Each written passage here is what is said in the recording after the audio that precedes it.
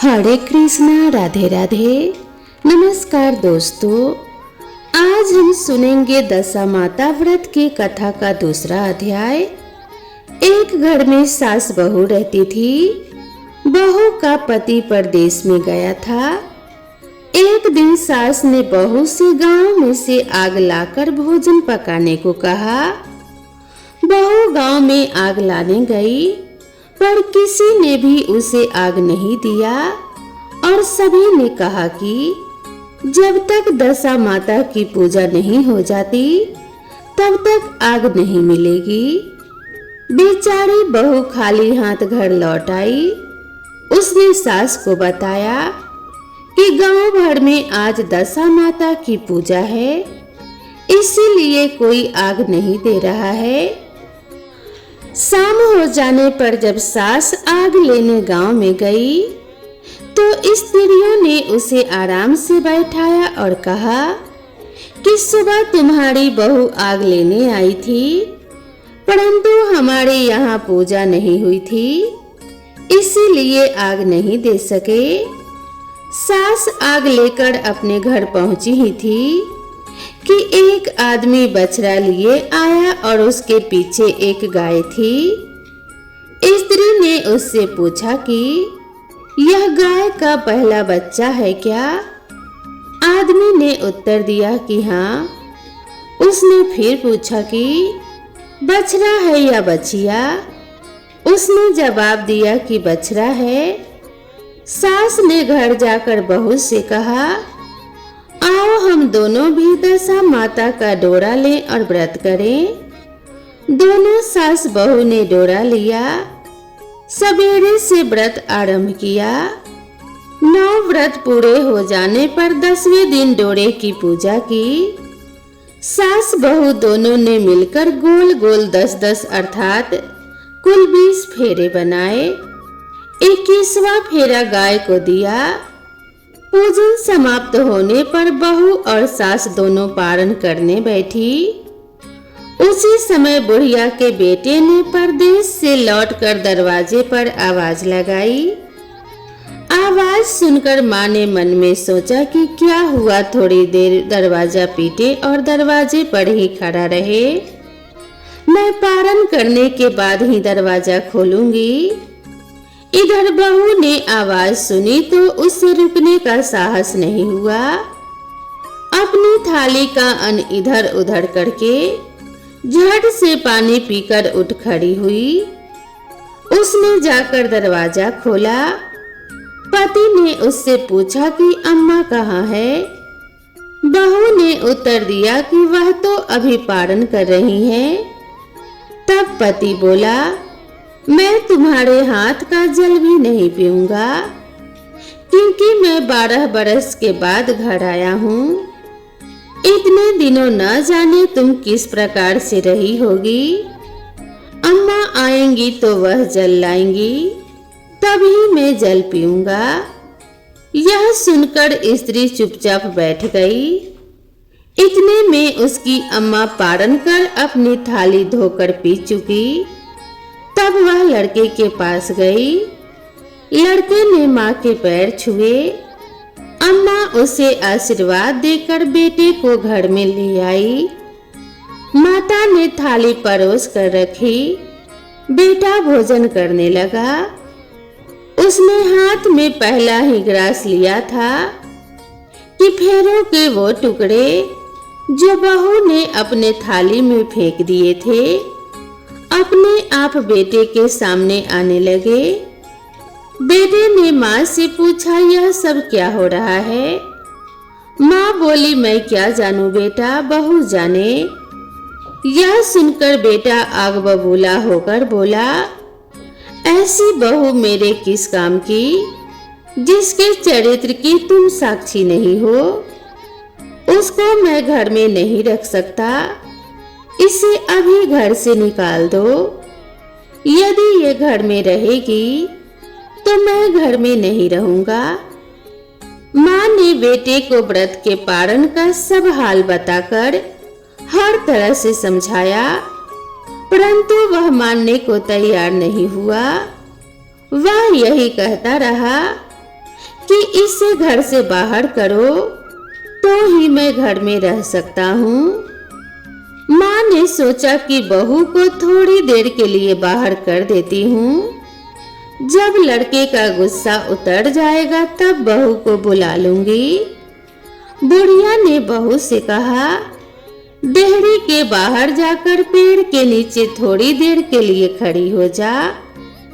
जब बहू पेड़ के नीचे खड़ी हुई तो पेड़ बोला, मुझसे हटकर खड़ी हो, मैं दशा माता के विरोधी को छाया नहीं दे सकता।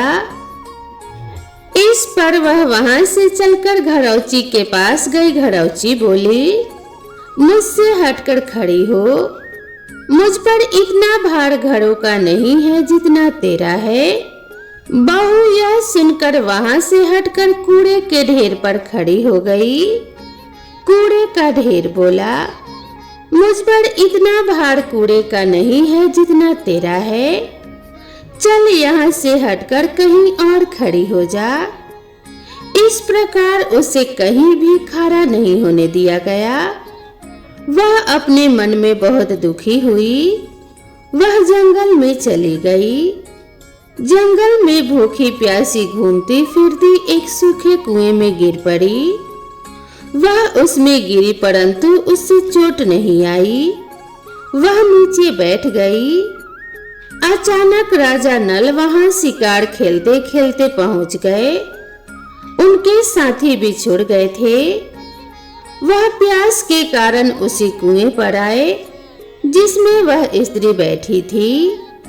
राजा नल के भाई ने कुएं में पानी के लिए लोटा डाला तो उस स्त्री ने लोटे को पकड़ लिया। भाई ने नल से कहा, इस कुएं में किसी ने लोटा पकड़ लिया है। तब राजा नल ने कुएं पर आकर कहा कि तुम यदि पुरुष हो तो मेरे धर्म के भाई हो, और यदि स्त्री हो तो मेरी धर्म की बहन हो। तुम जो भी हो बोलो, मैं तुम्हें बाहर निकाल लूंगा। स्त्री ने आवाज दी। राजा ने उसे बाहर निकाल लिया तथा हाथी पर बैठाकर राजधानी ले आया। महाराज को शिकार से लौटकर महलों की ओर आते देखकर सबको ने महारानी को महाराजा के आने की सूचना दी। सेवकों ने एक स्त्री को हाथी पर बैठा देख रानी को बताया। महाराज एक नई रानी के साथ आ रहे हैं, एक नई रानी को ला रहे हैं। यह जानकर रानी बड़ी दुखी हुई। इतने में महाराज भी वहां आ पहुंचे। रानी ने हाथ जोड़कर विनती की, महाराज, मुझसे ऐसी क्या गलती हो गई जो मेरे रहते आपने दूसरा विवाह कर लिया।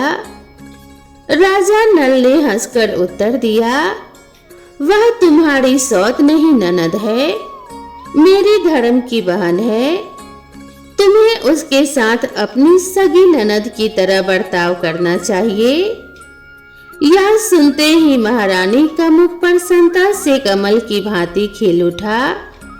वह बोली, अब तक तो मैं ननद का सुख नहीं जानती थी। अच्छा हुआ जो मुझे भाग्य से ननद भी मिल गई। राजा ने उसका नाम मुंह बोली बहन रख दिया और उसके लिए एक अलग महल बनवाया। उसके दिन अब सुखपूर्वक बीतने लगे। एक दिन राजा की घोड़ी का बच्चा हुआ तो राजमहल की स्त्रियां बधाई गीत गाने लगी। मुंह बोली बहन ने अपने दासियों से कहा, बाहर जाकर पता करो कि किस बात की बधाई गाई जा रही है। दासियों ने बताया, महाराज की घोड़ी ने अच्छी घड़ी में एक उत्तम बछड़े को जन्म दिया है, उसकी बधाई गाई जा रही है। मुंह बोली बहन ने पूछा, क्या घोड़ी ने पहली बार जन्म दिया है? दासियों ने उत्तर दिया कि हाँ। तब मुंह बोली बहन ने महारानी के पास जाकर कहा, आओ भाभी रानी, हम तुम दोनों दशा माता का डोरा लें। रानी ने पूछा, डोरा क्या चीज है, मुझे समझाओ। वह बोली, दशा माता का व्रत का यह नियम है।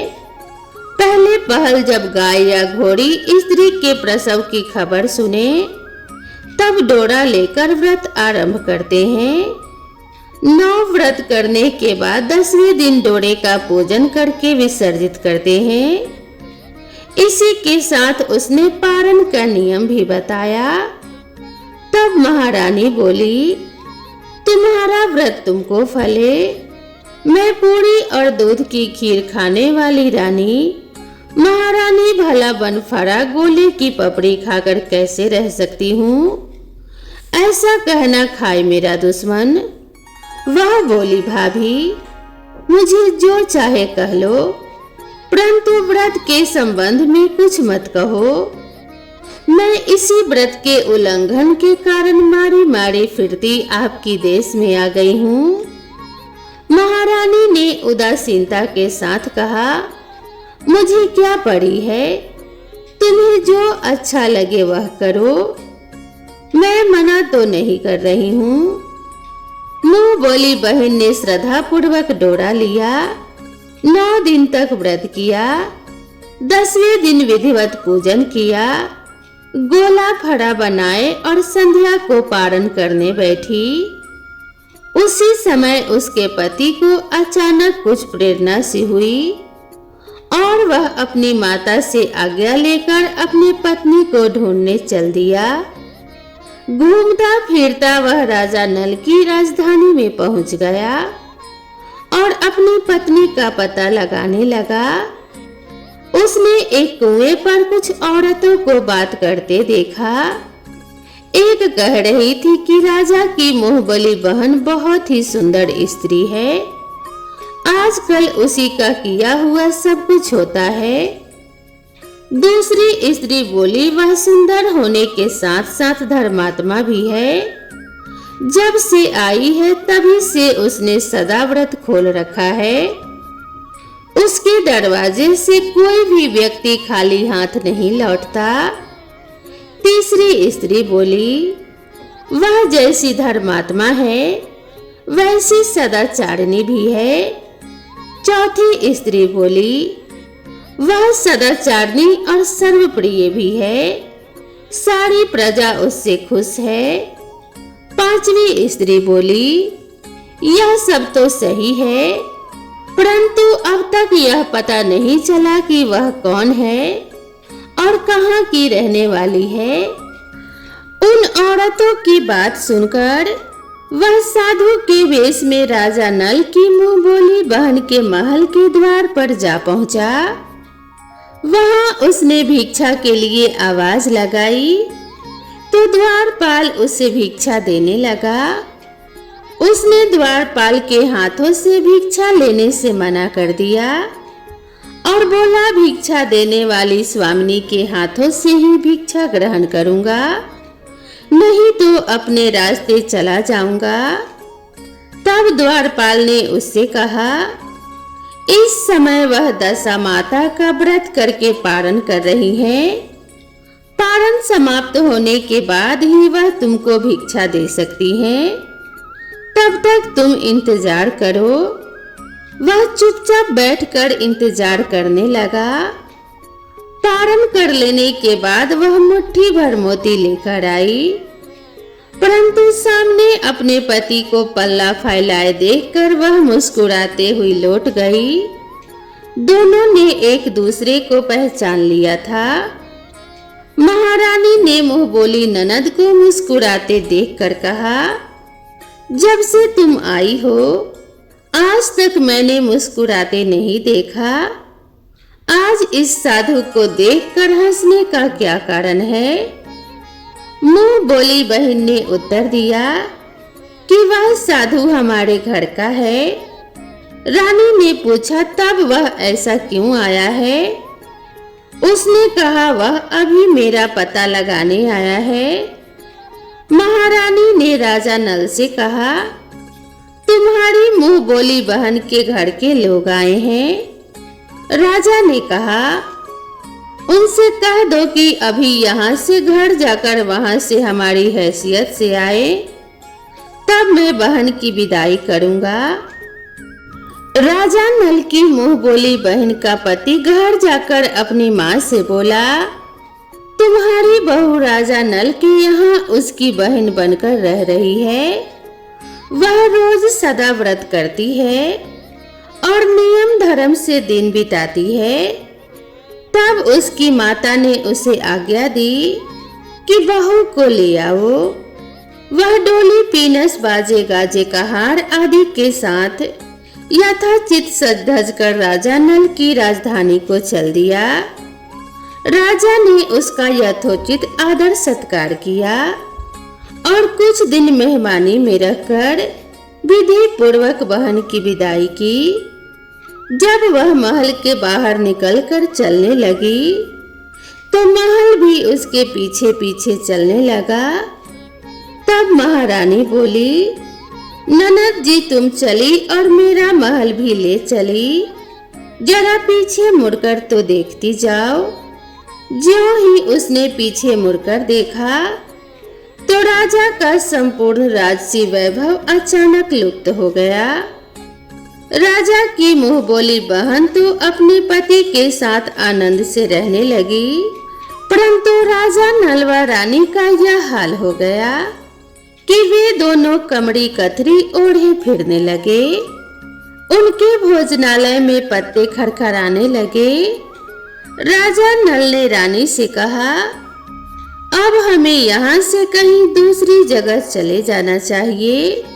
रानी पतिव्रता स्त्री थी, उसने राजा की आज्ञा मान ली। चलते चलते वे एक गांव के पास पहुँचे। वहां पर बेरी के पेड़ पर बेर लगे हुए थे। राजा रानी दोनों भूखे थे। उन्होंने बेरों को उठाया और बेर लोहे के हो गए। इस प्रकार राजा रानी जिस वस्तु को भी हाथ लगाते वह कांकड़ पत्थर में बदल जाती थी। इतने पर भी राजा रानी आगे बढ़ते गए। रास्ते में उन्हें एक व्यापारी मिला।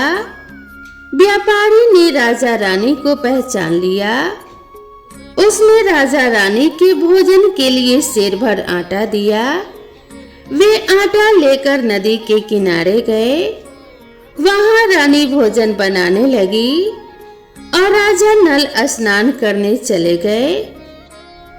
उस नदी में मछुआरे मछलियां पकड़ रहे थे। मछेरों ने राजा को 4 मछलियां दी। रानी ने मछलियां भून कर रोटियां बना ली। राजा नल भोजन करने बैठे तो रोटियां ईंट में परिवर्तित हो गई और मछलियां उछलकर नदी में चली गई।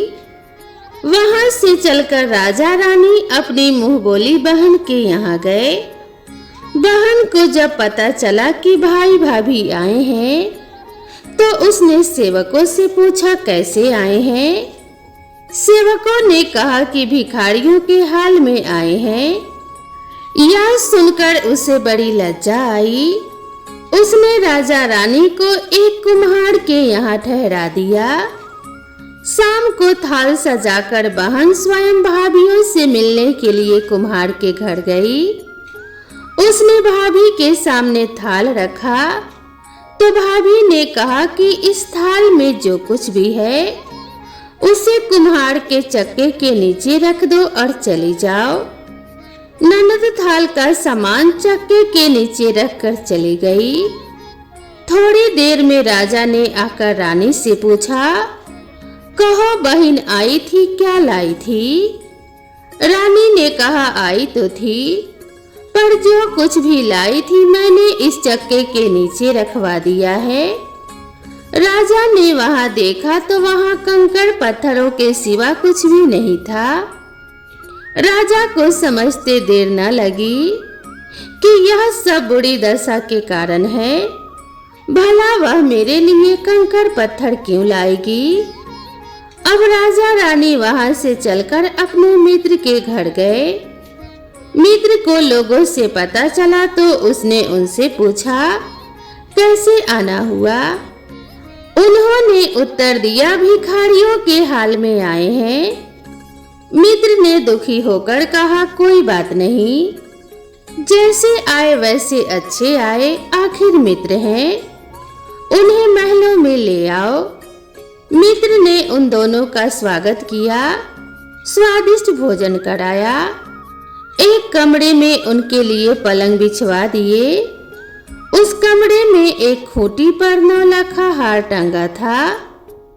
आधी रात के समय राजा तो सो गए, परंतु रानी जाग रही थी। रानी ने देखा कि हार वाली खूंटी के पास दीवार में एक मोर का चित्र बना हुआ है। मोर धीरे धीरे हार को निगल रहा है। रानी ने राजा को जगाकर यह दृश्य दिखाया। राजा ने सोचा, यहाँ से चुपचाप भाग चलना चाहिए, नहीं तो सवेरे चोरी का कलंक लगेगा, तब मित्र को क्या मुंह दिखाएंगे। बेचारे राजा और रानी रात्रि में ही उठकर जंगल की तरफ चले गए। दोनों चलते चलते एक दूसरे राजा की राजधानी में पहुंच गए। वहां अतिथि और भिक्षुओं को सदा व्रत दिया जाता था। वे दोनों भी सदा व्रत लेने गए, परंतु उस समय सदा व्रत बंद हो चुका था। वहां के अधिकारियों ने कहा, यह लोग न जाने कहां के अभागे आए हैं, इन्हें देने के लिए कुछ भी नहीं बचा, फिर भी इन्हें एक मुट्ठी चने दे दो। उन्होंने इस प्रकार से अनादर और कड़वी बातों सहित दाना लेना अस्वीकार कर दिया।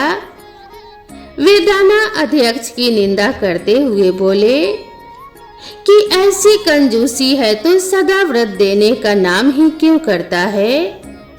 दाना अध्यक्ष बोला, यह तो बड़ा घमंडी भिक्षुक लगता है, भीख भी मांगता है और गाली भी देता है, इनको हवालात में डाल दो। इस प्रकार दोनों को एक कोठरी में बंद कर दिया गया। एक एक मुट्ठी चने दोनों को खाने के लिए मिलने लगे। जिस कोठरी में राजा रानी को बंद किया गया था, उसी के पास एक आम रास्ता था। एक जमादारनी राजा की घुड़साल साफ कर उसी रास्ते से निकला करती थी। एक दिन वह बहुत देर से निकली। रानी उससे पूछने लगी कि आज तुम्हें इतनी देर कैसे हो गई। वह बोली कि आज राजा की घोड़ी का बछड़ा हुआ था, उसकी टहल में देर हो गई। रानी ने पूछा कि घोड़ी का पहला प्रसव है क्या।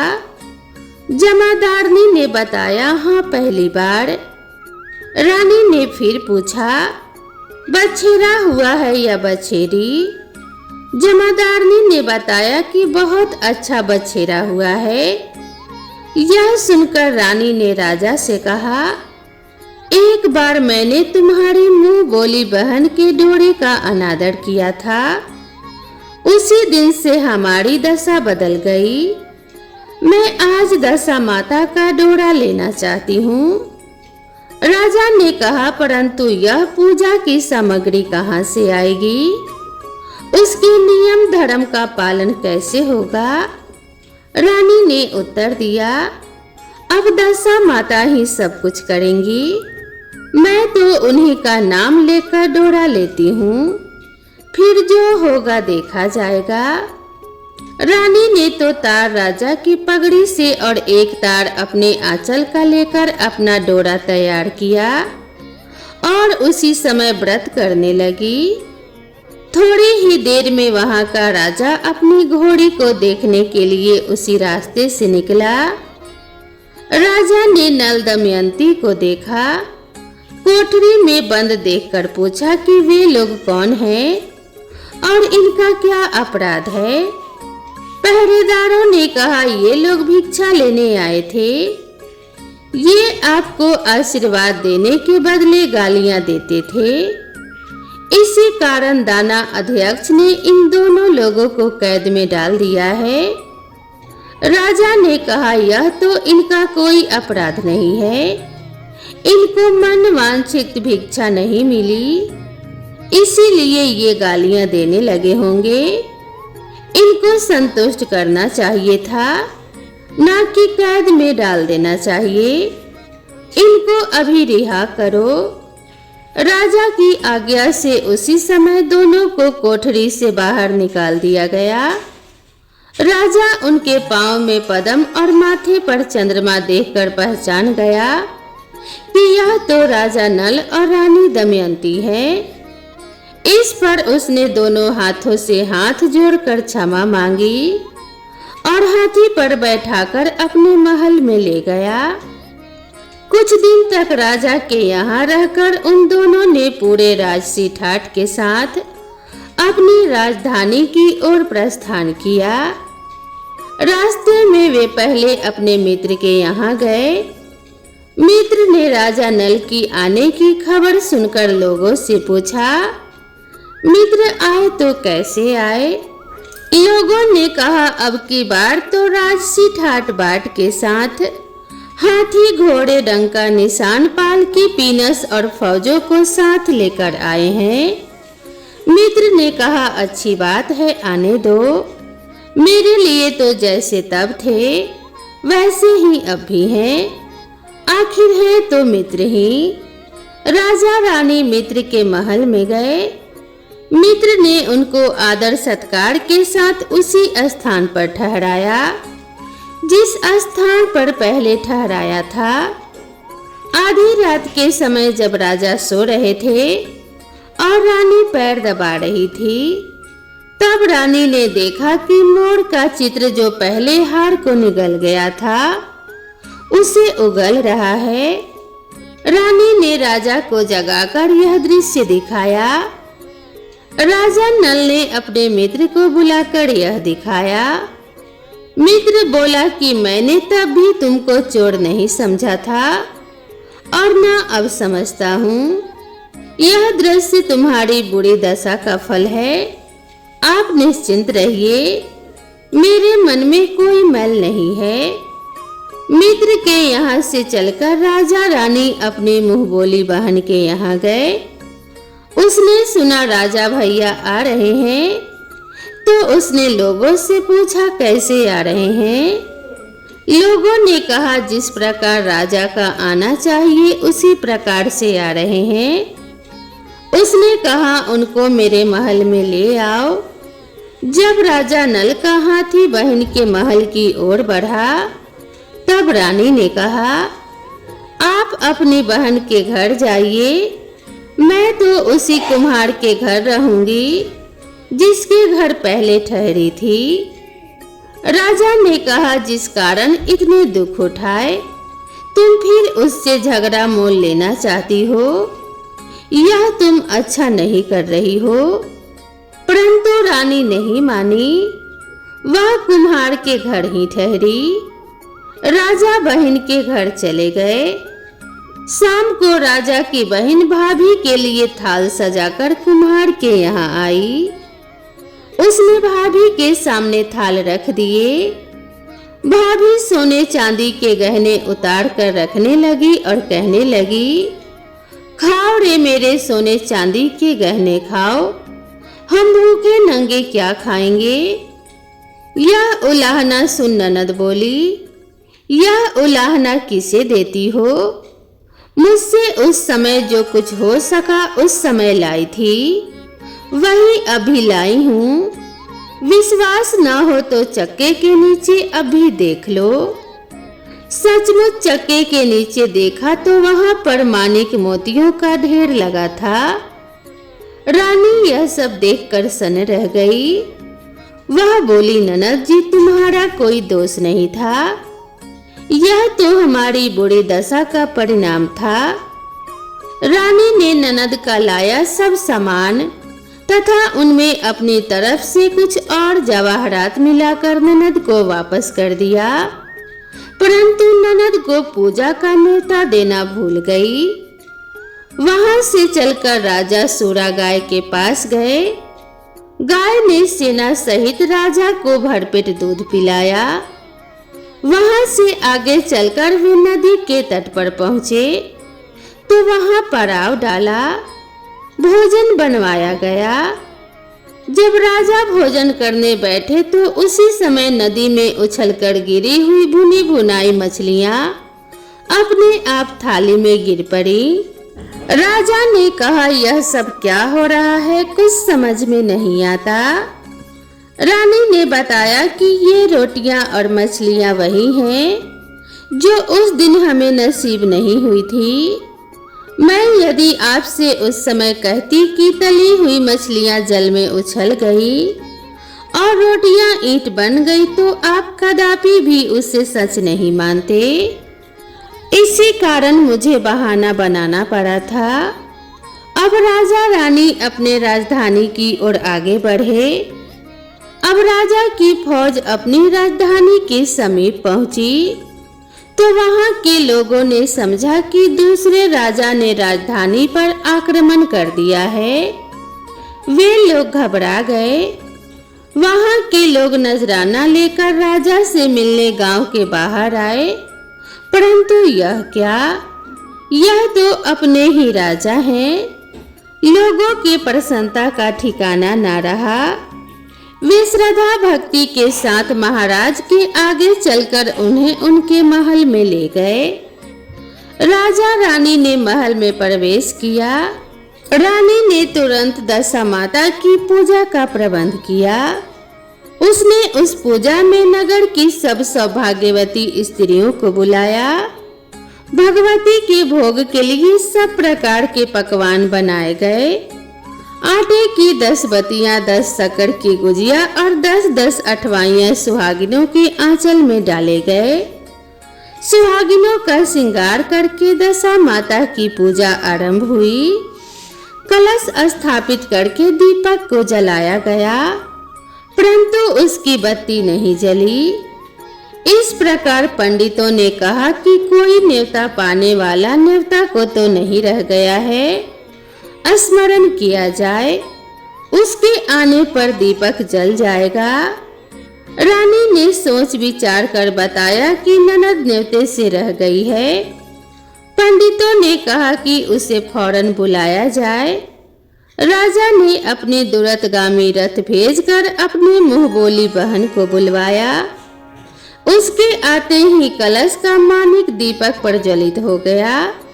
बड़ी धूमधाम से पूजा की गई। अंत में सुहागिनों को भोजन कराकर विदा किया गया। उसी समय राजा ने राज्य में आज्ञा जारी की, मेरी प्रजा के लोग दशा माता का व्रत किया करें। भगवती माता ने जिस प्रकार राजा नल के दिन फेरे, उसी प्रकार सबके दिन फेरे। हे माता रानी, अपने सभी भक्तों का कल्याण करना और इस कथा को सुनने वाले और कहने वाले सभी पे कृपा करना। उनके घर में धन्य धान्य की वृद्धि हो और उनकी दशा हमेशा अच्छी बनी रहे, ऐसी कृपा करना। तो दोस्तों, मैं आशा करती हूँ आप सभी को यह कथा जरूर पसंद आई होगी। कथा पसंद आई हो तो वीडियो को एक लाइक जरूर करें और ऐसी ही नई नई कथाओं और कहानियों के लिए मेरे चैनल से जुड़े रहें। तो मिलते हैं इसी तरह की नेक्स्ट वीडियो में। तब तक के लिए राधे राधे।